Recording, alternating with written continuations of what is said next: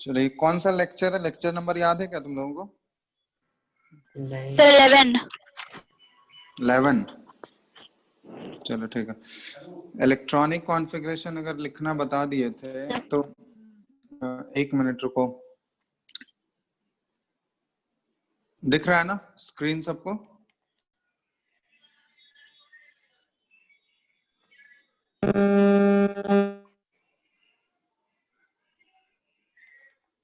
ठीक है, हम दो एलिमेंट लिख रहे हैं यहाँ पे। इन दोनों का इलेक्ट्रॉनिक कॉन्फ़िगरेशन पहले लिखो। एक Cr क्रोमियम 24s का एटॉमिक नंबर, और दूसरा कॉपर का, ये एटॉमिक नंबर 29। ये एक्सेप्शन बताए थे कि इन दोनों में एक्सेप्शन होता है।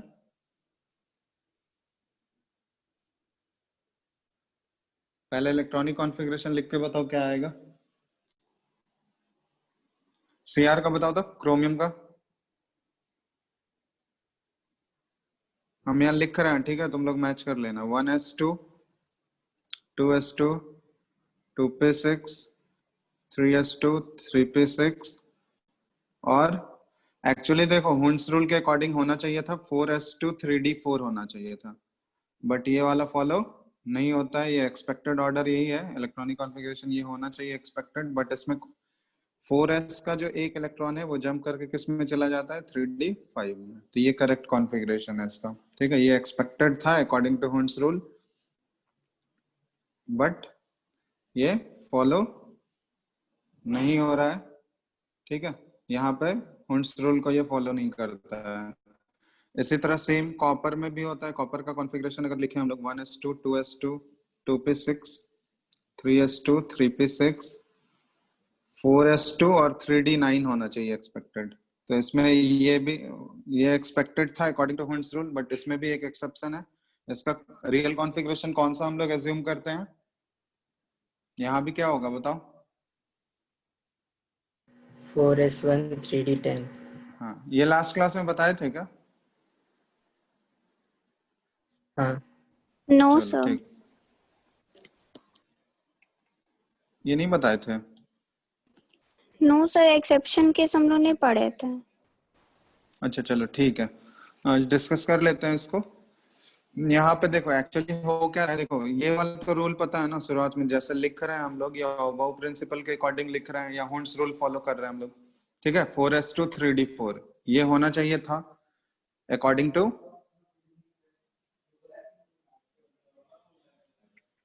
ठीक है, अकॉर्डिंग टू हुंस रूल ये कॉन्फ़िगरेशन होना चाहिए था, या अबाउ प्रिंसिपल के अकॉर्डिंग 4s2 3d4 होना चाहिए, बट ये नहीं होता है। यहाँ पे हम लोग रीजन जानेंगे इसका क्या होता है। तो 4s1 और 3d5 होता है ये कॉन्फ़िगरेशन इसका। एक s का इलेक्ट्रॉन जो है जंप करके d में चला जाता है, तो 3d5 हो गया। उसी तरह कॉपर में भी क्या होता है कि 4s2 3d9 होना चाहिए था according to Hund's rule, but Hund's rule यहाँ पे फॉलो नहीं हो रहा है, Hund's rule of maximum multiplicity. यहाँ भी एक इलेक्ट्रॉन जंप करके किस में चला जा रहा है? डी में चला जा रहा है, तो ये 3d ये एक्सेप्टेड है। तो इसमें एक्चुअली रीजन क्या होता है कि हम बताए थे लास्ट क्लास में तुम लोग को, ये एक्स्ट्रा स्टेबिलिटी बताया गया था। हाफ फील्ड और फुल्ली फील्ड का एक्स्ट्रा स्टेबिलिटी होता है, ये बताए थे। हेलो हेलो,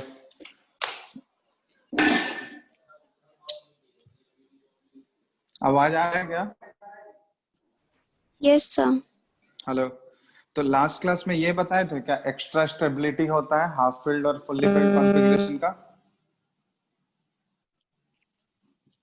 बोलो। Yes sir, reasons of extra stability हुआ था। हाँ, रीजंस बता चुके थे। चलो, तो यहाँ भी वही चीज हो रहा है कि एक्चुअली देखो यहाँ पे क्या हो रहा है। अगर हम लोग क्रोमियम का देखें तो क्रोमियम का है 4s1, एक्चुअल जो है वो 4s1 3d5 वाला कॉन्फ़िगरेशन एक्सेप्ट हो रहा है, क्योंकि देखो s का जब हम लोग ऑर्बिटल ड्रॉ करेंगे, s में एक ऑर्बिटल होता है, s सबसेल में 1 ऑर्बिटल है, और d में कितने ऑर्बिटल होते हैं? d सबसेल में 5 ऑर्बिटल होता है, ठीक है, 1 2 3 4 5। अब इसमें अगर एक इलेक्ट्रॉन फिल करेंगे तो ये एक इलेक्ट्रॉन ऐसा है, और इसमें 5 इलेक्ट्रॉन्स अगर फिल करना है तो सबका स्पिन क्या होना चाहिए? सारे में एक एक इलेक्ट्रॉन जाएगा और वो पैरेलल स्पिन के साथ, ठीक है। तो ये है कॉन्फ़िगरेशन। तब इसमें देखो ये हम लोग देख चुके हैं कि ये क्रोमियम वाला केस देख रहे हैं। तो क्रोमियम में 4s2 3d4 ये कॉन्फ़िगरेशन एक्सेप्ट नहीं हो रहा है। तो एक्चुअली क्यों नहीं हो रहा है, क्योंकि यहाँ पे देखो 4s2 ये तो क्या है, s का मैक्सिमम कैपेसिटी 2 इलेक्ट्रॉन का होता है, ठीक है, और p का मैक्सिमम कैपेसिटी कितने इलेक्ट्रॉन का होगा, 6 इलेक्ट्रॉन का, d में मैक्सिमम 10 इलेक्ट्रॉन हो सकते हैं और f में मैक्सिमम 14 इलेक्ट्रॉन हो सकते हैं, ठीक है। नंबर ऑफ ऑर्बिटल सबका हम लोग डिस्कस कर चुके हैं। तो यहाँ पे देखो ये पहले वाला कॉन्फ़िगरेशन में अगर ऑब्जर्व करोगे तो s में 2 इलेक्ट्रॉन, चलो एक तो यहाँ पे फुल्ली फिल्ड ऑर्बिटल मिल गया, बट d में 4 इलेक्ट्रॉन अगर होगा तो वो नाइदर हाफ फिल्ड है ना ही फुल्ली फिल्ड है, ठीक है, वो जस्ट नॉर्मल कॉन्फ़िगरेशन हो गया। तो यहाँ पे एक हमको फुल्ली फिल्ड कॉन्फ़िगरेशन मिल रहा है और एक नॉर्मल कॉन्फ़िगरेशन मिल रहा है। बट अगर एक इलेक्ट्रॉन इसका जंप करके d में चला गया तो देखो अब ये वाला S1 अगर हो गया तो ये भी हाफ फिल्ड कॉन्फ़िगरेशन मिल गया, ठीक है, और अगर D5 हो गया तो ये भी क्या है, हाफ फिल्ड कॉन्फ़िगरेशन है, क्योंकि D में मैक्सिमम होता है 10 और उसका आधा कितना हो जाएगा, हाफ फिल्ड 5। तो यहाँ पे क्या हो गया, इस नीचे वाले केस में हम लोग देख रहे हैं कि दोनों हाफ फिल्ड हो गया, और पहले वाले केस में क्या था, एक फुल्ली फिल्ड था दूसरा नॉर्मल कॉन्फ़िगरेशन था। तो ऑब्वियसली इन दोनों कॉन्फ़िगरेशन में अगर कंपेयर करेंगे तो कौन सा कॉन्फ़िगरेशन ज्यादा स्टेबल होगा, ऊपर वाला या नीचे वाला, बताओ तो। नीचे वाला। नीचे वाला। तो इसलिए इसके, क्योंकि नीचे वाले में क्या है कि दोनों हाफ फिल्ड हो गया, तो ऑब्वियसली हम लोग पढ़ चुके हैं कि हाफ फिल्ड और फुल्ली फिल्ड का कॉन्फ़िगरेशन जो है वो बाकी नॉर्मल कॉन्फ़िगरेशन से ज्यादा स्टेबल होता है। सो इसलिए कॉपर में ये नीचे वाला ऑर्डर एक्सेप्टेड है, ऊपर वाला ऑर्डर हम लोग फॉलो नहीं करते हैं। इसी तरह सेम रीजन है क्रोमियम, सॉरी कॉपर का भी। कॉपर का भी देखो लास्ट हम आउटर मोस्ट कॉन्फ़िगरेशन ही लिख रहे हैं, 4s2 3d9 होना चाहिए था according to Hund's rule, but ये एक्सेप्टेड नहीं है। यहाँ भी एक इलेक्ट्रॉन s से जंप होके d में चला जाता है, तो 4s1 3d10। अब देखो 4s1 अगर हो गया तो ये क्या बन गया, एक तो हाफ फिल्ड बन गया, और d10 अगर है तो ये क्या बन गया, फुल्ली फिल्ड कॉन्फ़िगरेशन, ठीक है। तो दोनों का कुछ ना कुछ एक्स्ट्रा स्टेबिलिटी है। पहले वाले केस में अगर देखते हैं तो S2 ये तो फुल्ली फिल्ड था, बट D9 ये क्या है, नॉर्मल कॉन्फ़िगरेशन है, ना तो हाफ फिल्ड है ना ही फुल्ली फिल्ड है, इसलिए यहाँ भी नीचे वाला कॉन्फ़िगरेशन क्या है, ज्यादा स्टेबल। ये चीज ध्यान रखना, कोई भी केमिस्ट्री में जितने भी चीज पढ़ोगे सारे चीज जो है एक पर्टिकुलर स्टेबिलिटी की तरफ मूव करते हैं, ठीक है। तो ऑर्बिटल्स भी अगर होगा, ऑर्बिटल्स भी क्या होगा, उसी फॉर्म में अरेंज होगा, या इलेक्ट्रॉन्स का अरेंजमेंट ऑर्बिटल्स में अगर होगा तो उसी ऑर्डर में अरेंज होगा जिस ऑर्डर में उसका स्टेबिलिटी मैक्सिमम हो, ठीक है। हमेशा कोई भी चीज अपने मैक्सिमम स्टेबिलिटी की तरफ मूव करता है। तो यहाँ भी हम लोग देख रहे हैं कि ऊपर वाला कॉन्फ़िगरेशन इसलिए फॉलो नहीं हुआ क्योंकि उसका स्टेबिलिटी जो है ये नीचे वाले कॉन्फ़िगरेशन से ज्यादा है, सॉरी कम है, नीचे वाले कॉन्फ़िगरेशन का स्टेबिलिटी ये ज्यादा है, ठीक है। तो सिर्फ एटॉमिक नंबर 30 तक, 1 से 30 तक जो याद रखना है तुम लोगों को, उसमें दो एलिमेंट में एक्सेप्शन आता है, एक क्रोमियम में आता है और एक कॉपर में, 24 और 29 वाले कॉन्फ़िगरेशन में। तो क्रोमियम और कॉपर का अगर ग्राउंड स्टेट कॉन्फ़िगरेशन तुमसे पूछा गया कि ग्राउंड स्टेट कॉन्फ़िगरेशन कौन सा होगा, तो ये वाला लिखोगे नीचे, ठीक है, ऊपर वाला मत लिखना क्योंकि वो एक्सेप्टेड नहीं है। कॉपर का भी ग्राउंड स्टेट कॉन्फ़िगरेशन अगर पूछा गया तो 4s1 3d10 लिखो, ठीक है। रीजन हम लोग ऑलरेडी डिस्कस कर चुके थे, हाफ फिल्ड और फुल्ली फिल्ड क्यों ज्यादा स्टेबल होते हैं। पहला रीजन हम बताए थे स्टेबिलिटी क्यों ज्यादा होता है, फर्स्ट रीजन क्या था, सिमेट्री की वजह से। हाफ फिल्ड और फुल्ली फिल्ड क्या होते हैं, उसमें इलेक्ट्रॉन्स का अरेंजमेंट जो होता है सिमेट्रिकल होता है, इसलिए रिपल्सन कम होता है, और रिपल्सन कम होने की वजह से स्टेबिलिटी ज्यादा होता है। दूसरा रीजन होता है एक्सचेंज एनर्जी, जब भी इलेक्ट्रॉन्स का एक्सचेंज होगा तो वहां पे हमेशा एक एनर्जी रिलीज होता है, और उसी एनर्जी को हम लोग बोलते हैं एक्सचेंज एनर्जी। तो एक्सचेंज एनर्जी का मेनली हम लोग अप्लाई तभी करते हैं जब हाफ फील्ड और फुल्ली फील्ड में कंपेयर करना होता है। हाफ फील्ड और फुल्ली फील्ड में कंपेयर करोगे तो नंबर ऑफ एक्सचेंजेस किस में ज्यादा होगा, बताओ तो, हाफ फील्ड या फुल्ली फील्ड, किस में ज्यादा एक्सचेंज होंगे इलेक्ट्रॉन्स के। हेलो, फुल हाफ फील्ड और फुल्ली फील्ड में नंबर ऑफ एक्सचेंजेस किस में ज्यादा होगा, बताओ।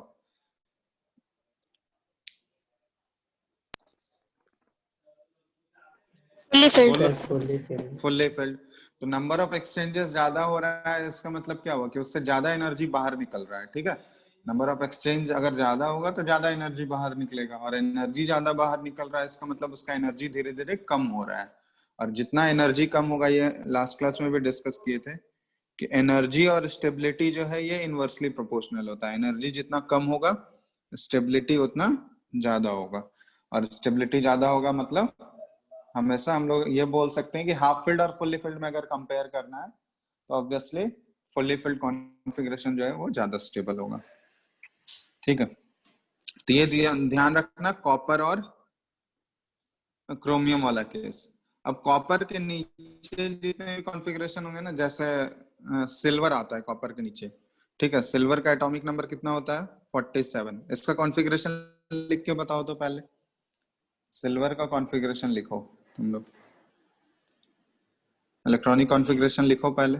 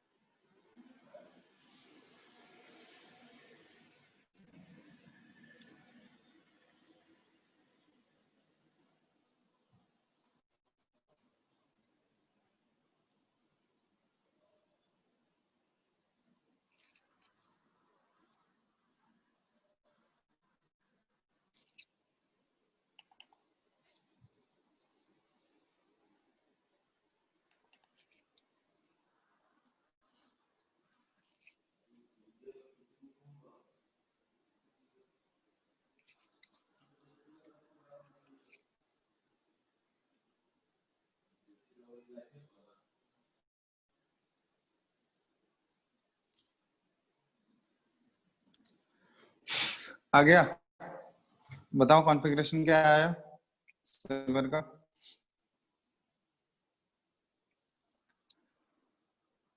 हेलो,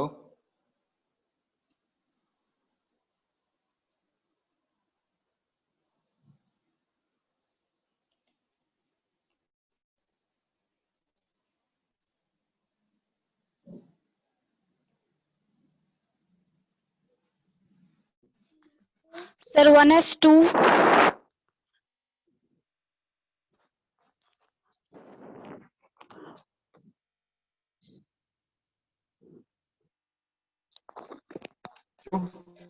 क्या लिख रहे हैं? ठीक है, तुम लोग बोलते जाना, 1s2, 2s2, 2p6, 3।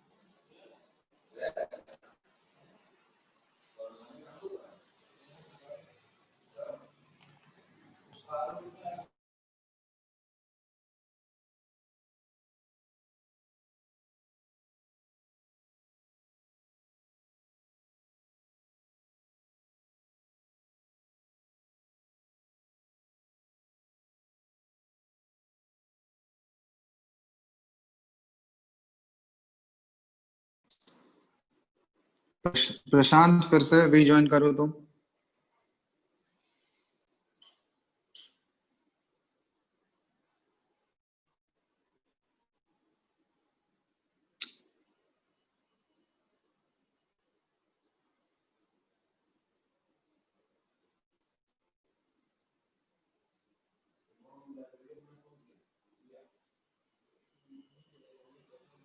हेलो, अभी आ रहा है आवाज सबको?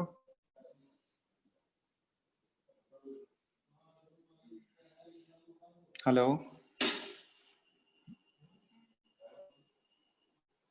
मिली? Yes sir. चलो ठीक है, ये कॉन्फ़िगरेशन बताना क्या है। ये 3D10 के बाद क्या आएगा? कॉन्फ़िगरेशन लिख लिया ना सब लोग? बोलो क्या है 3D10 के बाद? 4p6 4p6, उसके बाद 5s2 5s 5s2 4d9। 4d9। ये कॉन्फ़िगरेशन होना चाहिए था, ठीक है। एक्सपेक्टेड यही है अकॉर्डिंग टू हुंस रूल या फिर अबव प्रिंसिपल के कारण। यहाँ फॉलो नहीं होता है। यहाँ एक इलेक्ट्रॉन क्या होता है लास्ट का, एस का 1 इलेक्ट्रॉन जंप करके किसमें चला जाता है, 4d9 वाला चला जाता है, ठीक है। तो वहां पे क्या हो गया, 4d10 इलेक्ट्रॉन। तो एक्चुअल में करेक्ट कॉन्फ़िगरेशन जो है ये 5s1 4d10 हो जाएगा, क्योंकि ये कॉपर के नीचे ही आ रहा है ना। कॉपर का 29 है एटॉमिक नंबर, तो कॉपर वाले में जो एक्सेप्शन आएगा उसके नीचे जो एलिमेंट होंगे उसमें भी वही एक्सेप्शन हम लोग फॉलो करते हैं। तो सिल्वर का भी कॉन्फ़िगरेशन लिखोगे तो यहाँ भी वही सेम रूल से हम लोग उसको सेम रीजन से एक्सप्लेन कर सकते हैं कि एक इलेक्ट्रॉन इसका जंप करके किस में चला गया, डी में। तो अब जंप करने से क्या हो गया, एस का एक ये हाफ फील्ड बन गया और ये फुल्ली फील्ड बन गया। तो इसलिए नीचे वाला कॉन्फ़िगरेशन क्या है, ये ज्यादा स्टेबल है, ठीक है। चलो, कोई डाउट है इसमें किसी को?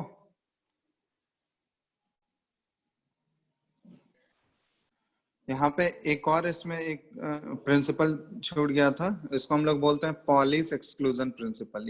ये बताए थे क्या, Pauli's exclusion principle? No sir. तो ये एक बचा हुआ है पॉलिस एक्सक्लूजन प्रिंसिपल। तो इसका मतलब क्या होता है, ठीक है। ये एक्चुअली क्या स्टेट करता है, इसका डेफिनेशन है, it states that no two electrons in an atom can have same set of all the four quantum numbers, ठीक है। ये बहुत इंपॉर्टेंट प्रिंसिपल है। No two electrons in an atom can have same set of all the four quantum numbers. तो यहाँ पे ये क्या बोलना चाह रहा है, मतलब कोई भी सिंगल एटम में अगर कंसिडर करोगे तो उस सिंगल एटम में जितने भी इलेक्ट्रॉन्स होंगे, कोई भी दो इलेक्ट्रॉन ऐसा नहीं होगा जिसका चारों सेट ऑफ क्वांटम नंबर बराबर है। टोटल 4 क्वांटम नंबर्स होते हैं, ठीक है। Principal quantum number, azimuthal quantum number, magnetic quantum number और स्पिन क्वांटम नंबर। तो कोई भी दो इलेक्ट्रॉन ऐसा नहीं होगा जिसके कि चारों set of quantum number same हो जाए, एग्जैक्टली सेम। 3 तक सेम हो सकता है, लेकिन चौथे वाले में क्या आ जाएगा, डिफरेंस हो जाएगा। तो कभी भी चारों सेम नहीं हो सकता है। तो इसको जैसे हम लोग एक्सप्लेन करना चाहें, जैसे मान लो 3p3 है, ठीक है, या 3p4 है। 3p4 का हम लोग कॉन्फ़िगरेशन देख रहे हैं। तो p सबसेल अगर ड्रॉ कर रहे हैं, p सबसेल में ऑर्बिटल्स कितने होते हैं टोटल, 3 ऑर्बिटल्स होते हैं, ठीक है। अब इसमें हमको 3 का p है, इसमें 4 इलेक्ट्रॉन फिलिंग करना है।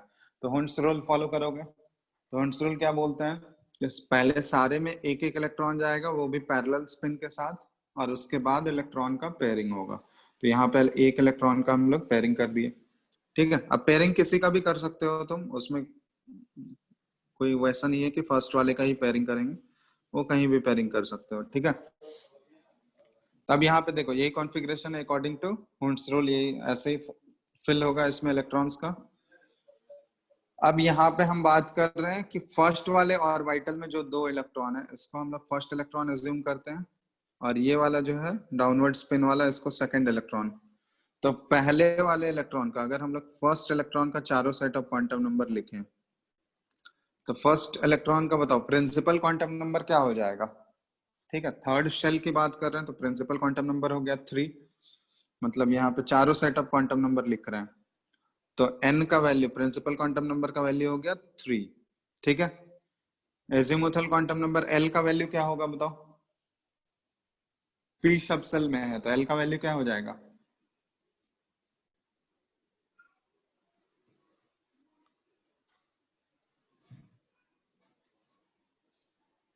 l का वैल्यू 1 होगा, है ना। और मैग्नेटिक क्वांटम नंबर m का वैल्यू क्या होगा बताओ तो, कोई बता सकता है मैग्नेटिक क्वांटम नंबर का वैल्यू? सर -1 0 और 1। हाँ, 3 वैल्यूज होगा, एक -1 0 और प्लस। ठीक है, अब इन तीनों में से कोई एक ऑर्बिटल में ये तो होगा ना इलेक्ट्रॉन, तो हम फर्स्ट ऑर्बिटल यहाँ पे इसको एज्यूम करते हैं कि ये -1 वाला है, ये 0 है और ये +1 वाला है। ठीक है, अब जरूरी नहीं है कि तुमको ऑर्डर में ही लेना है, कुछ भी ले सकते हो, उससे कोई दिक्कत नहीं है। तो हम फर्स्ट वाले ऑर्बिटल को -1 वाला नंबर दिए हैं, तो यहाँ पे हम लोग क्या लिख लेंगे, -1 वाले में है ये। ठीक है, मैग्नेटिक क्वांटम नंबर इसके लिए -1 हो गया।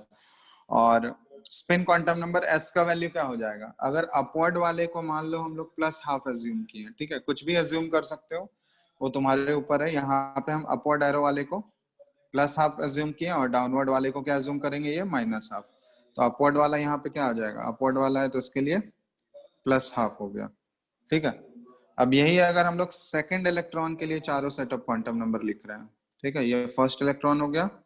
अब सेकेंड इलेक्ट्रॉन के लिए तो इसमें बताना, देखो सेकंड इलेक्ट्रॉन का जब लिखोगे तो उसके लिए देखो n का वैल्यू तो 3 ही होगा, प्रिंसिपल क्वांटम नंबर का वैल्यू 3, l का वैल्यू p सबसेल में ही है तो l का value 1, m magnetic quantum number ml, ठीक है, ये l सब्सक्रिप्ट लगा लो। मैग्नेटिक क्वांटम नंबर ये भी फर्स्ट वाले ऑर्बिटल में ही है तो इसका भी वैल्यू -1 ही होगा। लेकिन स्पिन क्वांटम नंबर का वैल्यू इस केस में क्या हो जाएगा, +12 होगा या -12 होगा बताओ? -12। -12। तो देखो यहाँ पे एक्चुअली यही बोलना चाह रहा है कि देखो अगर सेम ही ऑर्बिटल में 2 इलेक्ट्रॉन है, ठीक है, तो पहला 3 क्वांटम नंबर तो इसके लिए सेम आ गया, लेकिन चौथा क्वांटम नंबर क्या आ गया, ये पॉइंट ऑफ डिफरेंस बन गया, है ना। तो हम लोग बोल सकते हैं कि कोई भी 2 इलेक्ट्रॉन एटम में ऐसा नहीं होगा जिसका चारों set of quantum number match कर जाए। तो इसीलिए इसी से हम लोग एक कंक्लूजन निकाल सकते हैं कि एक ऑर्बिटल में मैक्सिमम कितने इलेक्ट्रॉन हो सकते हैं। N orbital can contain maximum 2 electrons only, क्योंकि 2 से ज्यादा अगर मान लो किसी ऑर्बिटल में 2 से ज्यादा अगर इलेक्ट्रॉन हो जाता, तो 2 से ज्यादा होता तो स्पिन तो 2 ही अवेलेबल है ना, या तो +12 वाला वैल्यू होगा या -12 वाला वैल्यू होगा।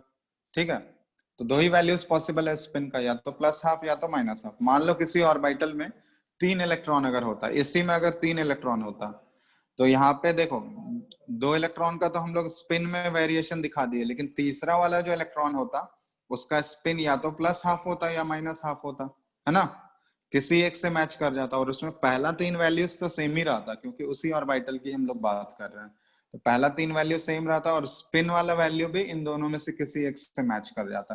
तो उस केस में क्या हो जाता कि 2 इलेक्ट्रॉन ऐसे मिल जाते हैं हमको जिसमें कि चारों set of quantum number match कर गया। तो ऐसा कभी भी पॉसिबल नहीं होगा, 2 इलेक्ट्रॉन एटम में कभी भी ऐसा नहीं मिलेगा तुमको जिसका चारों set of quantum number match कर जाए, एग्जैक्टली सेम हो जाए। अगर एग्जैक्टली सेम हो रहा है तो वो मतलब गलत है। ठीक है, वो मतलब सेम ही इलेक्ट्रॉन की बात कर रहे हैं, एक ही इलेक्ट्रॉन को 2 बार काउंट किया जा रहा है। ठीक है, तो यहाँ पे ये बोलना चाह रहे हैं कि एन ऑर्बिटल कैन कंटेन, इसी से पॉलिस एक्सक्लूजन प्रिंसिपल से ही ये कंक्लूड किया जा सकता है कि N orbital can contain maximum 2 electrons only.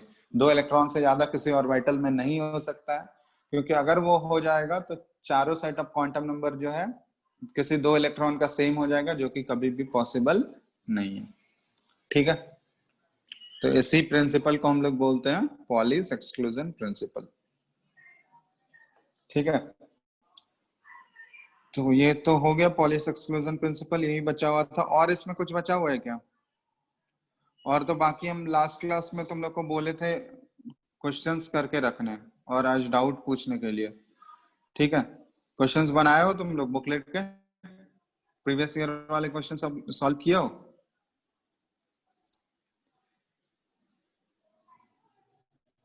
बताओ, सॉल्व किए हो या नहीं? हेलो,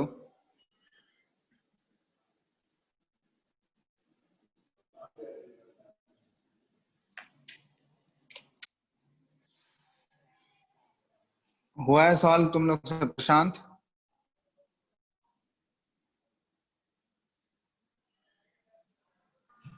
सर सॉल्व किया क्वेश्चन? No sir. कुछ भी नहीं बनाया हो? सर केमिस्ट्री वर्कशीट वाला किए। ठीक है, जो भी किया हो वर्कशीट वाला ही किया हो, उसमें डाउट है क्या? किसी में भी नहीं डाउट है तो पूछो। किसी को भी अगर कोई भी क्वेश्चन बनाए हो, डाउट है किसी में तो पूछ लो, नहीं तो फिर हम क्वेश्चन दे रहे हैं। अगर तुम लोग नहीं पूछोगे तो हम देंगे बनाने। तो तुम लोग को पूछना है तो पहले पूछ लो।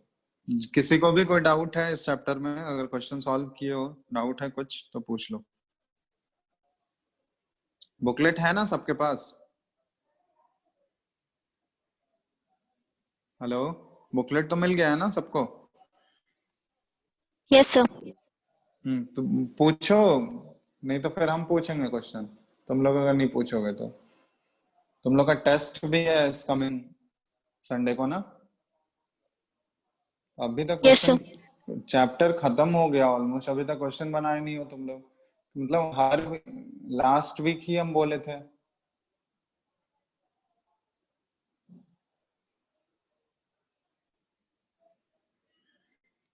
है किसी को डाउट तो पूछो, नहीं तो फिर हम दे रहे हैं क्वेश्चन।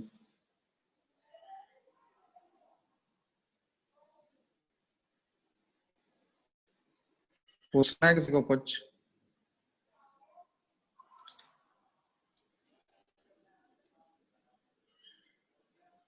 चलो तुम लोग नहीं पूछोगे। हाँ या नहीं, कुछ तो बोलो। पूछना है किसी को?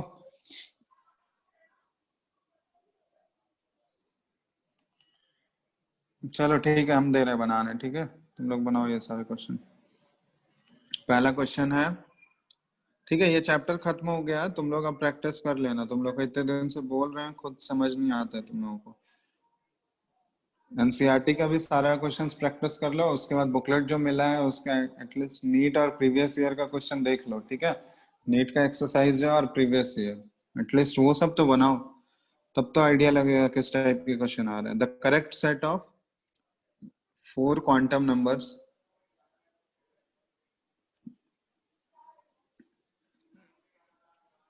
for the valence electron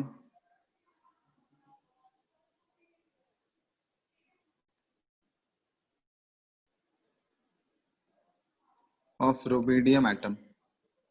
ठीक है, Z इक्वल टू 37 है इसका।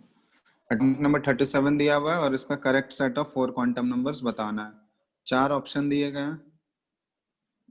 पहला है 500 प्लस बाई 2। ऑप्शन बी है 510 प्लस हाफ। ऑप्शन सी है 511 plus half. And option D है 501 और प्लस हाफ। ठीक है, पहला क्वेश्चन यह है।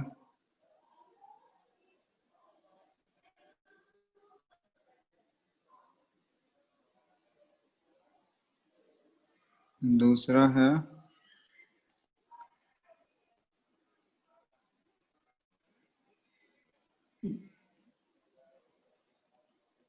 the electrons identified by quantum numbers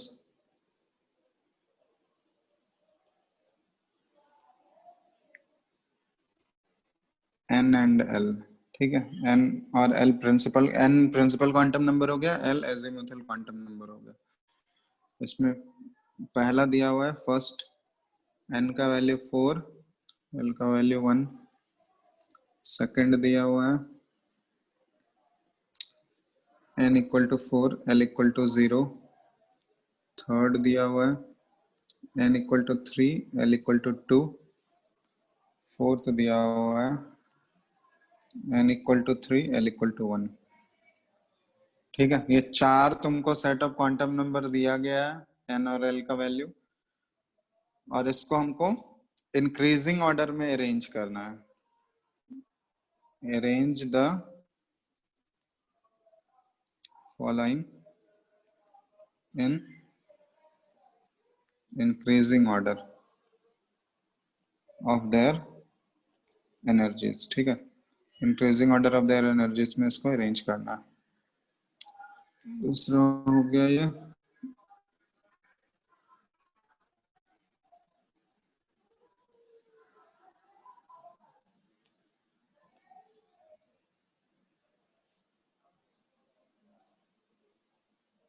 करते जाओ, जल्दी जल्दी करते जाओ।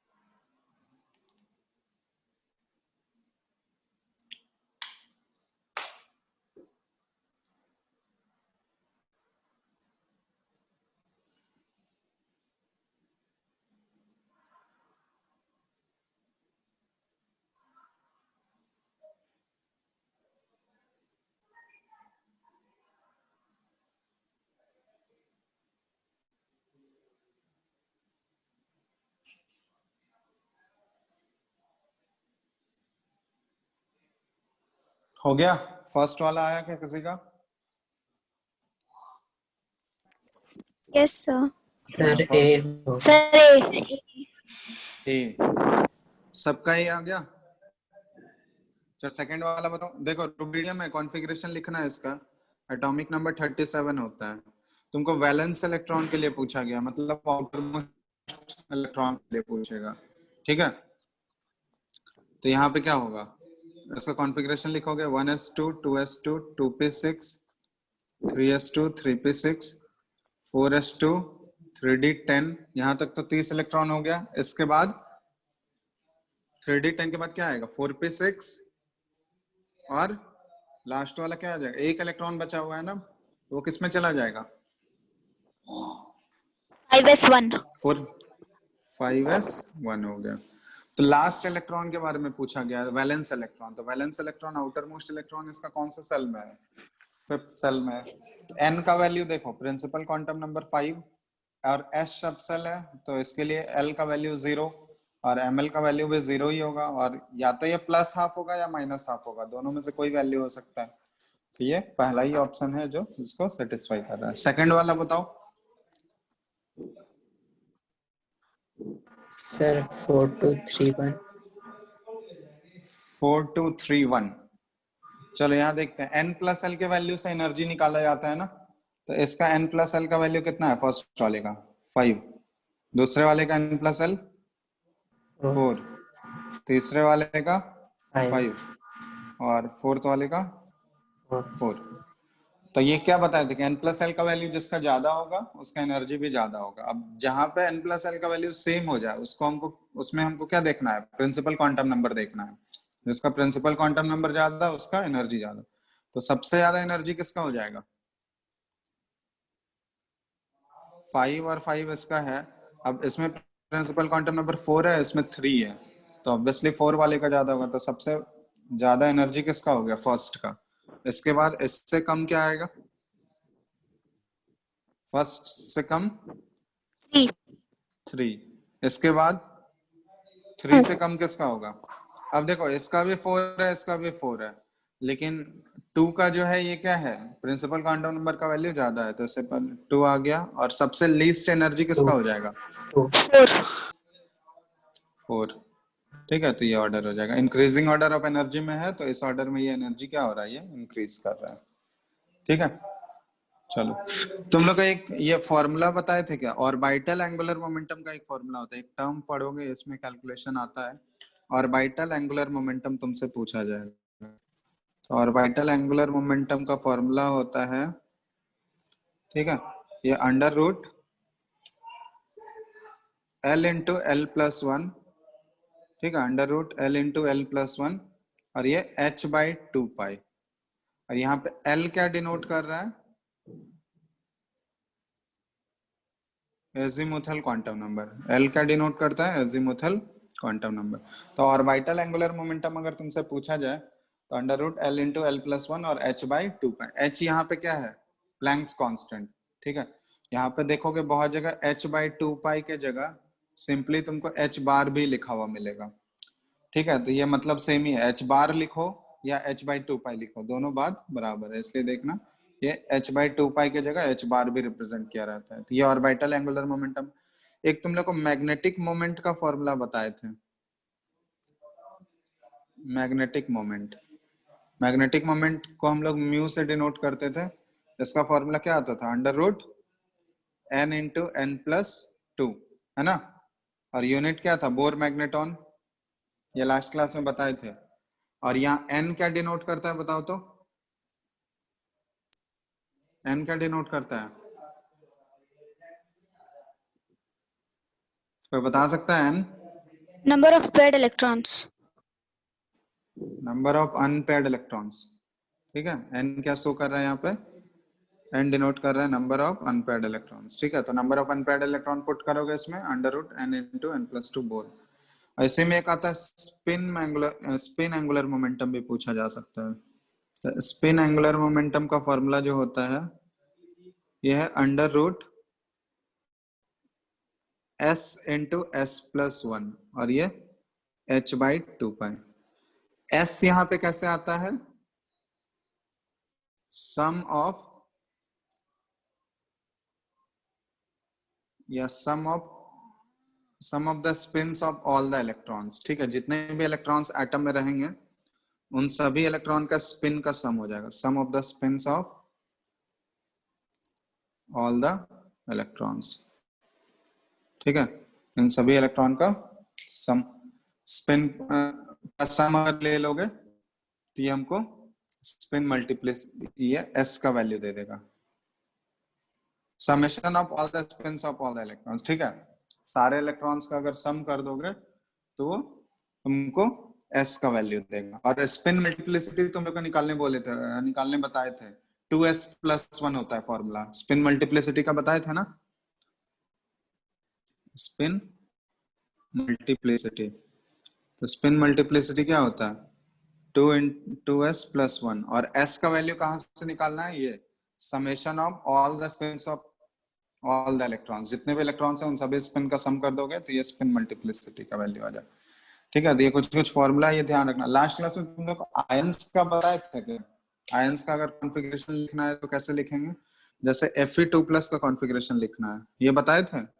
आयन का अगर लिखना होगा तो यस सर। ठीक है। चलो तो एक क्वेश्चन दे रहे हैं यहाँ पे,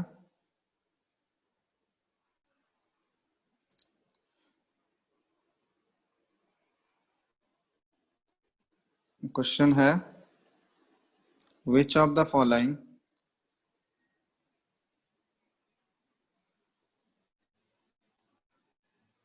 ions has maximum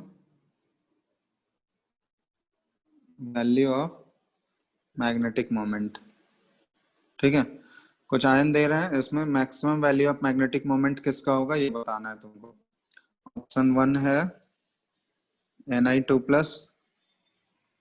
ऑप्शन 2 है Fe3+, ऑप्शन 3 है Na+, एंड ऑप्शन 4 है Cu+, ठीक है। चलो, और इसमें आइडेंटिफाई करना है,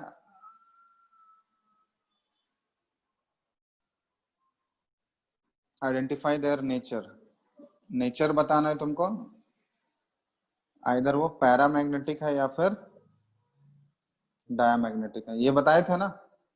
पैरामैग्नेटिक किसको बोलेंगे? जिसके पास एक भी अनपेयर्ड, एक या एक से ज्यादा अनपेयर्ड इलेक्ट्रॉन हो वो पैरामैग्नेटिक, और जिसके पास एक भी अनपेयर्ड इलेक्ट्रॉन नहीं होगा वो diamagnetic. Identify there magnetic nature also.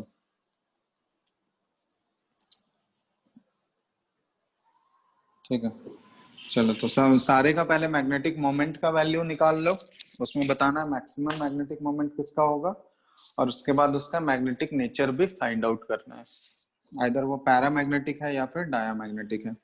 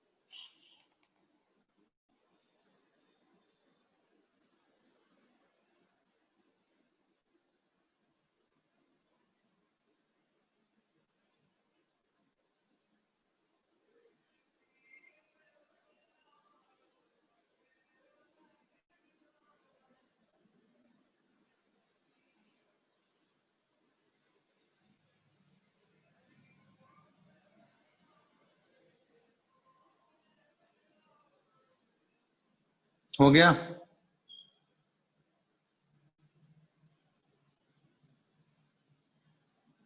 हुआ किसी का?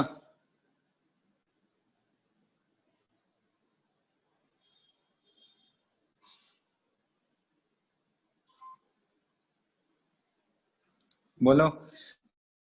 Ni2+ का मैग्नेटिक मोमेंट म्यू का वैल्यू कितना आया बताओ तो। फर्स्ट वाले का कैलकुलेट किए होगे ना, मैग्नेटिक मोमेंट म्यू का वैल्यू कितना आया Ni2+ का? निकल का तुम लोग का एटॉमिक नंबर तो याद है ना? बोलो। हेलो,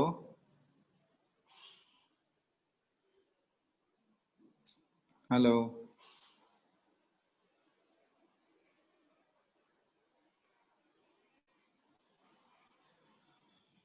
अरे निकल का एटॉमिक नंबर बताओ।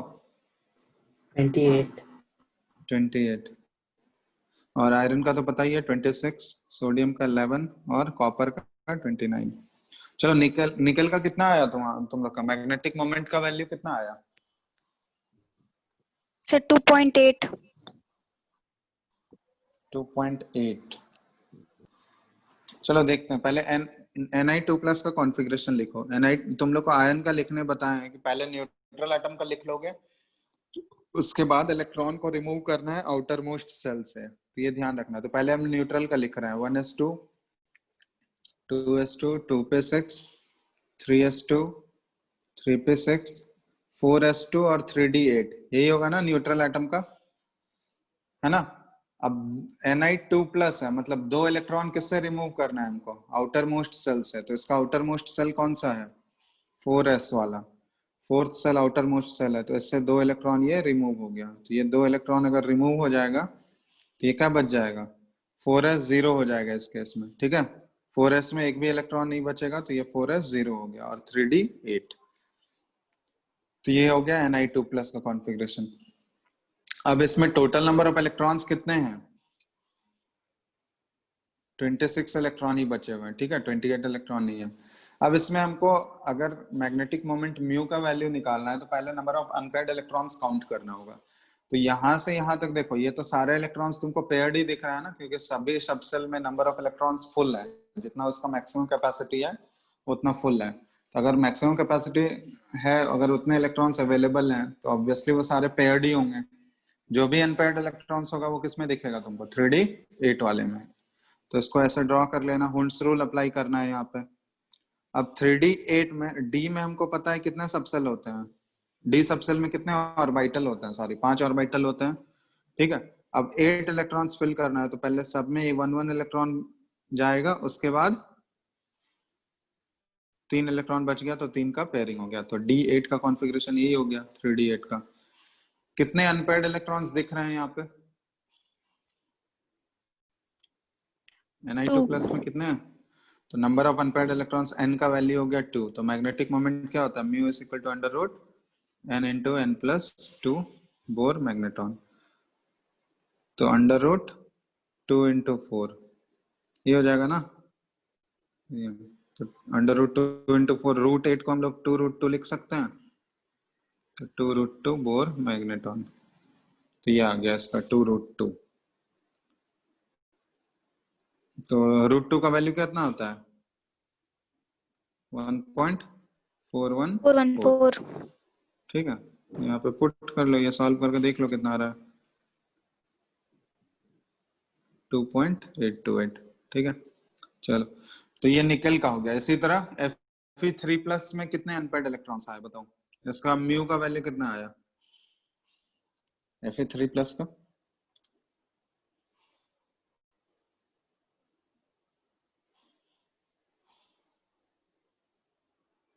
सारा इलेक्ट्रॉनिक कॉन्फ़िगरेशन से ही रिलेटेड है, वो अगर लिखने आ गया तो सारी चीज आसानी से कैलकुलेट कर सकते हो, क्योंकि उसी में अगर डाउट होगा तो फिर आगे नहीं कर पाओगे।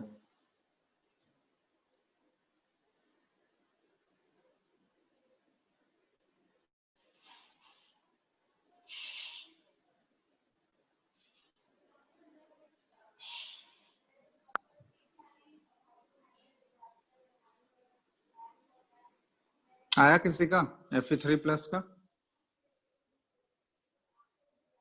So number of unpaired electrons 4. Number of unpaired electrons आ गया 4। तो म्यू का वैल्यू कितना हो जाएगा? Fe3 प्लस है, देखो तो हम सिर्फ अगर Fe का कॉन्फ़िगरेशन अगर लिखें तो Fe का कॉन्फ़िगरेशन क्या आएगा? सिर्फ अगर Fe का कॉन्फ़िगरेशन लिखेंगे तो आउटर मोस्ट लिख रहे हैं 4s2 3d6 होना चाहिए था, बट Fe3 प्लस है, मतलब 3 इलेक्ट्रॉन इससे निकल जाएगा। तो 3 इलेक्ट्रॉन निकलेगा तो कहां से इलेक्ट्रॉन निकलेगा? आउटर मोस्ट सेल से ही निकलेगा ना। Hello, Yes, sir. तो आउटर मोस्ट सेल से कितने इलेक्ट्रॉन्स यहाँ पे निकालना है हम लोगों को? 4s2 3d6 होता है, आउटर मोस्ट सेल से हमको 3 इलेक्ट्रॉन्स निकालना है। तो 2 इलेक्ट्रॉन तो इसका 4s से जाएगा, ये सबसे आउटर मोस्ट यही है। तो यहाँ पे तो 2 ही इलेक्ट्रॉन अवेलेबल है, तो 2 इलेक्ट्रॉन तो यहाँ से खत्म हो गया। अब बाकी 1 इलेक्ट्रॉन बचा हुआ है, वो अब 1 इलेक्ट्रॉन किससे निकलेगा? 3 के डी से जाएगा, क्योंकि आउटर मोस्ट के बाद सेकंड जो है, सेकंड ऑर्बिटल यही वाला है, ठीक है। थर्ड शेल है और थर्ड में भी सबसे आउटर मोस्ट कौन सा होगा? डी वाला होगा। तो 2 इलेक्ट्रॉन तो यहाँ से गया और 1 इलेक्ट्रॉन इससे चला गया, तो यहाँ पे क्या बच जाएगा? 3d। 3 इलेक्ट्रॉन का रिमूव हो गया तो क्या बचेगा? 3d। 4s तो 0 हो गया और d से 1 इलेक्ट्रॉन गया, तो क्या बचेगा? 3d5 बचेगा ना। Hello, Yes, sir. Number of unpaired electrons कितने हो गए इसमें? 4. 4।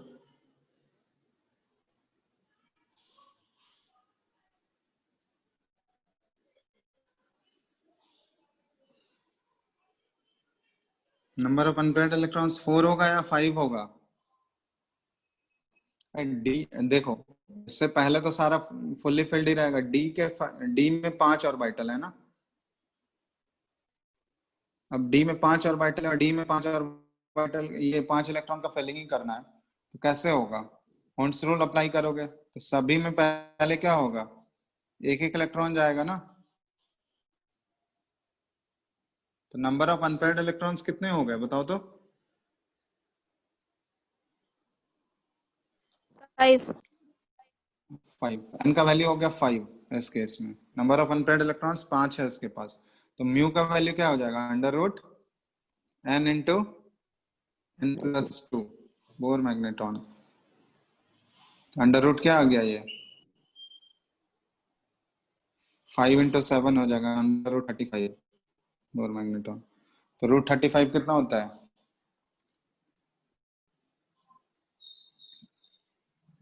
ये तो इससे ज्यादा ही होगा ना।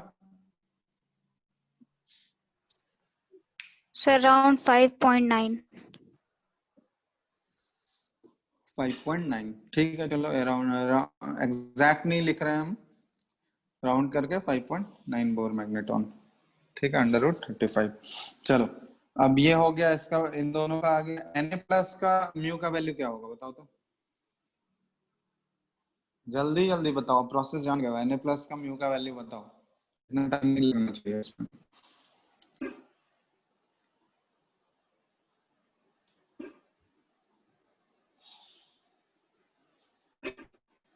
कॉन्फ़िगरेशन जल्दी जल्दी लिखो, उसके बाद देखो नंबर ऑफ अनपेयर्ड इलेक्ट्रॉन्स कितने हैं।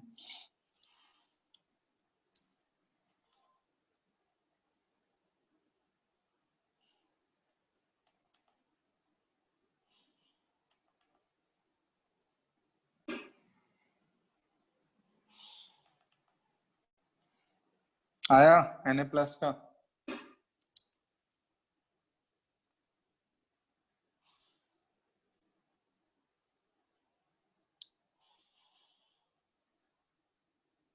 हेलो, सर इसमें तो कोई अनपेयर्ड इलेक्ट्रॉन नहीं है। अनपेयर्ड इलेक्ट्रॉन नहीं है तो फिर म्यू का वैल्यू क्या हो जाएगा, नंबर ऑफ अनपेयर्ड इलेक्ट्रॉन 0 हो गया ना, अगर एक भी अनपेयर्ड इलेक्ट्रॉन नहीं है तो n का वैल्यू क्या हो गया, 0 हो 0 गया, तो म्यू का वैल्यू भी क्या हो जाएगा, 0। 0। ठीक है, चलो Cu+ का बताओ, Cu+ का म्यू क्या होगा, देखो इसमें जो आउटर मोस्ट कॉन्फ़िगरेशन लिखोगे अब क्या है, 4s1 3d10 है, ये कॉन्फ़िगरेशन होगा, ठीक है, एक्सेप्शन वाला।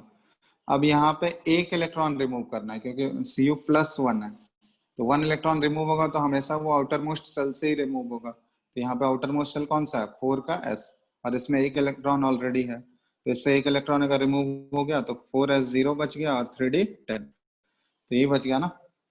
और इसके अलावा बाकी तो सारे फुल्ली फिल्ड ही होंगे, इससे पहले जो भी होगा वो फुल्ली फिल्ड होगा, और यहाँ पे 3d10 अगर है तो ये भी पूरा भरा हुआ है, मतलब इसमें नंबर ऑफ अनपेयर्ड इलेक्ट्रॉन्स एक भी होगा क्या Cu+ में, +1 में, नो सर। तो नंबर ऑफ अनपेयर्ड इलेक्ट्रॉन्स का वैल्यू 0, अगर नंबर ऑफ अनपेयर्ड इलेक्ट्रॉन 0 तो म्यू का वैल्यू भी क्या हो जाएगा 0। तो मैक्सिमम पूछा गया है कि maximum value of magnetic moment किसका होगा, तो मैक्सिमम किसका आ गया Fe3+। यहाँ पे क्वेश्चन ऐसे भी पूछा जा सकता था कि maximum number of unpaired electrons किसके पास है, सबसे ज्यादा नंबर ऑफ अनपेयर्ड इलेक्ट्रॉन्स, तो यहाँ पे अनपेयर्ड इलेक्ट्रॉन्स Ni2+ के पास कितना आया, नंबर ऑफ अनपेयर्ड इलेक्ट्रॉन्स इसमें 2 आया था, Fe3+ के पास नंबर ऑफ अनपेयर्ड इलेक्ट्रॉन्स 5 आया, और यहाँ पे नंबर ऑफ अनपेयर्ड इलेक्ट्रॉन 0, और इसमें भी नंबर ऑफ अनपेयर्ड इलेक्ट्रॉन 0, तो मैक्सिमम किसके पास है Fe3।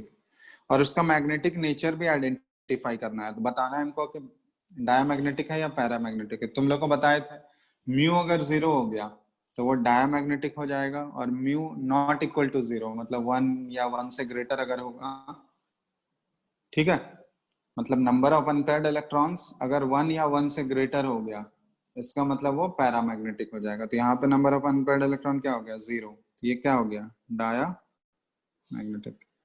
Na+ क्या होगा, डाया मैग्नेटिक या पैरामैग्नेटिक बताओ तो, diamagnetic. Dia. Fe3+ paramagnetic.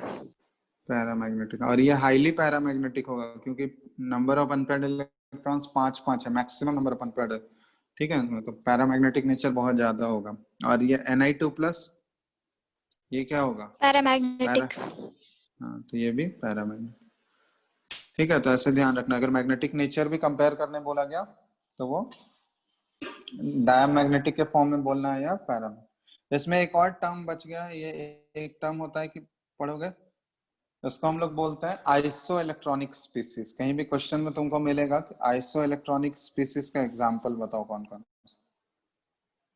Iso electronic species का मतलब क्या होता है कि वैसे स्पीसीज जिसके पास नंबर ऑफ इलेक्ट्रॉन्स सेम हो, स्पीसीज हैविंग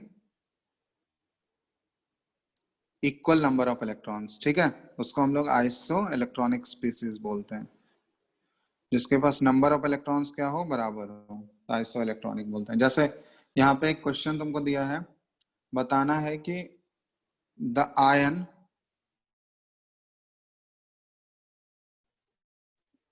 that is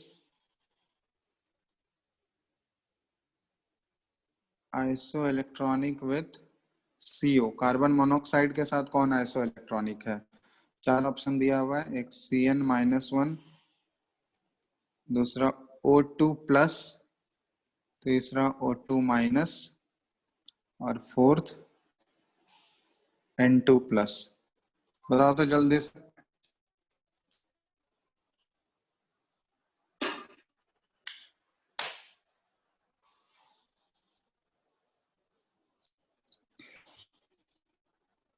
तो CO में नंबर ऑफ इलेक्ट्रॉन्स काउंट कर लो, कार्बन मोनोऑक्साइड में number of electrons sir CN-1 carbon में 6 इलेक्ट्रॉन है और ऑक्सीजन में 8 इलेक्ट्रॉन्स है, टोटल कितना इलेक्ट्रॉन्स। ऐसा स्पीसीज हम लोग काउंट करेंगे जिसमें एग्जैक्टली 14 इलेक्ट्रॉन्स हो।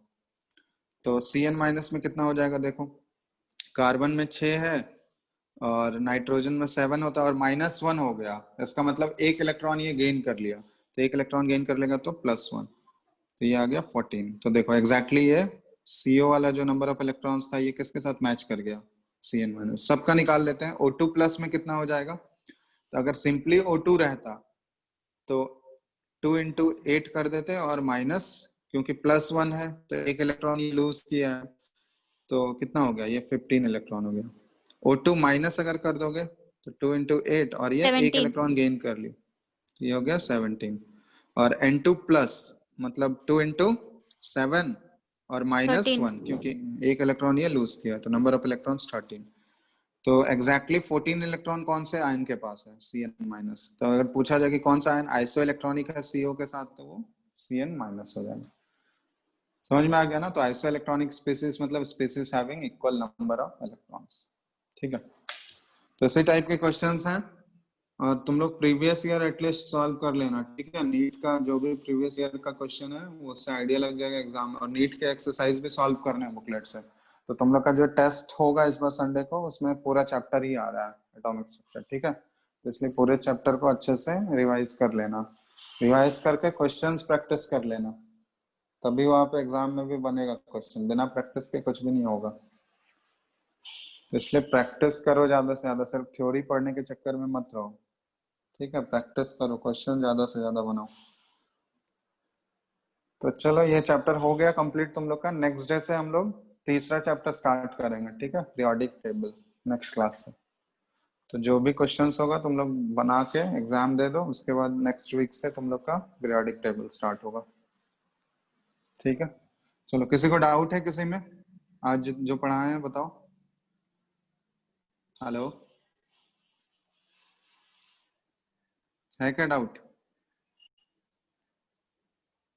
बोलो जल्दी। प्रशांत, नो सर। ठीक है फिर तो एंड कर रहे हैं, बाकी आगे नेक्स्ट क्लास में करेंगे आगे, ठीक है। Thank you sir. ठीक है, थैंक यू।